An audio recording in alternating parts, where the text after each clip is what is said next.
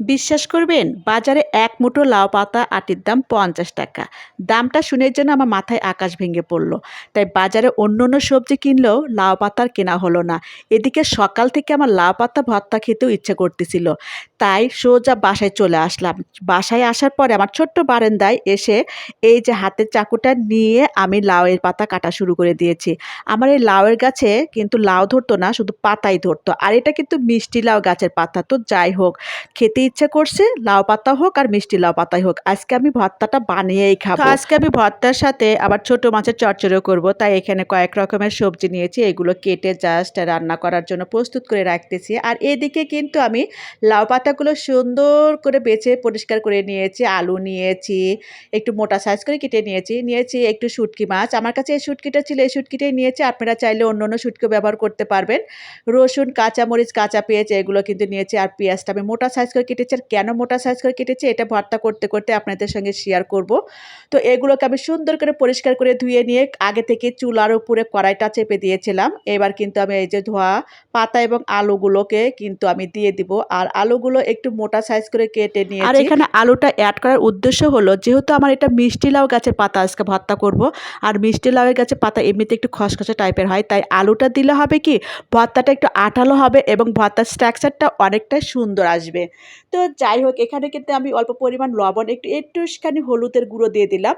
হলুদের গুঁড়োটা অপশনাল, আপনারা দিলেও দিতে পারেন। তবে আমার কাছে পার্সোনালিভাবে দিলে হয় কি মনে হয় কালারটা অনেকটা গ্লোজি দেখায়। তো যাই হোক, ৫টা মিনিট এখানে ঢেকে দিচ্ছি। আর এই যে শুটকি এবং এগুলো কিন্তু আমি সুন্দর করে গরম পানিতে পরিষ্কার করে নিয়েছি। পেঁয়াজ, রসুন, কাঁচামরিচ কেটে ধুয়ে নিয়েছি। শুটকিগুলো কিন্তু গরম পানিতে ধুয়ে নিয়েছি। এবার জাস্ট ৫টা মিনিট পর আমি ঢাকনাটা উঠে দেখব কেমন অবস্থা। মাশাআল্লাহ, অনেকটাই সুন্দর হয়েছে এবং একদম পারফেক্টভাবে সিদ্ধ হয়েছে দেখেন।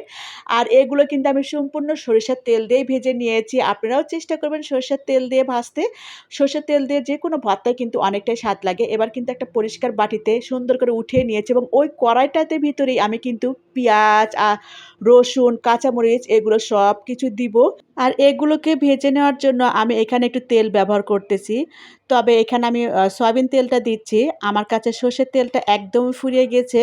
অল্প পরিমাণ আছে, ওটা আমি রেখে দিয়েছি শুটকিটা ভেজে নেওয়ার জন্য। তো আপনারা চাইলে কিন্তু সর্ষের তেল দিয়ে ভেজে নিতে পারবেন। আর এই যে গরম পানি, এই গরম পানিটা দিয়েই কিন্তু আমি শুটকি মাছগুলো সুন্দর করে পরিষ্কার করে এক সাইডে রেখে দিয়েছি।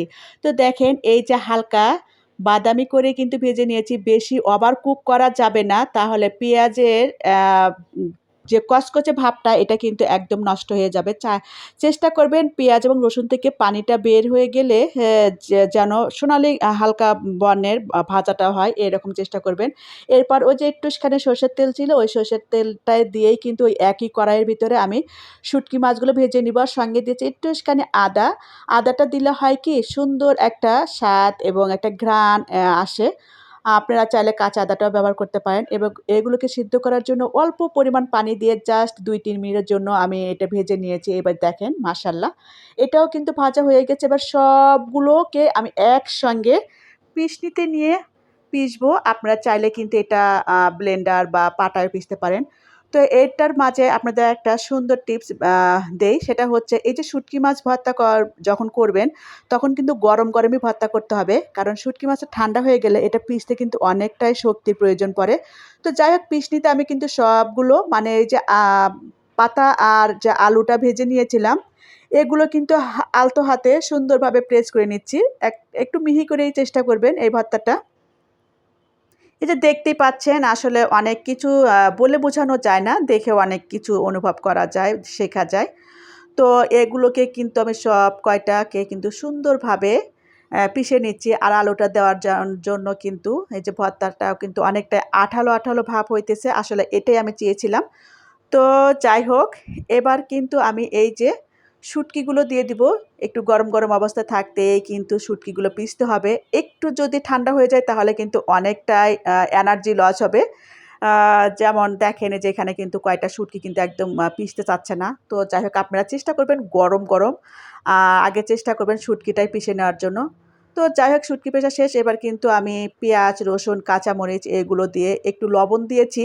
কারণ লবণের পরিমাণটা কিন্তু এখানে আমি একটু কম দিলাম। কারণ শাকগুলো যখন আমি ভেজে নিয়েছিলাম তখন কিন্তু অলরেডি আমি একটু লবণ দিয়েছিলাম। তো যাই হোক, যদি শাকের ভিতরে লবণ দেন তাহলে ভর্তা করার সময় এটা একটু মাথায় রাখবেন। তো এবার সবগুলোকেই কিন্তু আমি মানে হাতের সাহায্যে এটাকে সুন্দর করে মাখিয়ে নিচ্ছি। আলহামদুলিল্লাহ, তৈরি হয়ে গেল আজকের লাউ পাতা এবং শুটকির স্পেশাল ভর্তা। দেখতে যেমন সুন্দর হয়েছে, খেতেও কিন্তু ততটাই মজাদার। আপনারাও একদিন বাসায় এমন করে ট্রাই করে দেখবেন। আজকের রেসিপিটা কেমন লাগলো? ভালো লাগলে একটু লাইক দিবেন। চাইলে শেয়ার করে অন্যদেরকে দেখার সুযোগ করে দিবেন।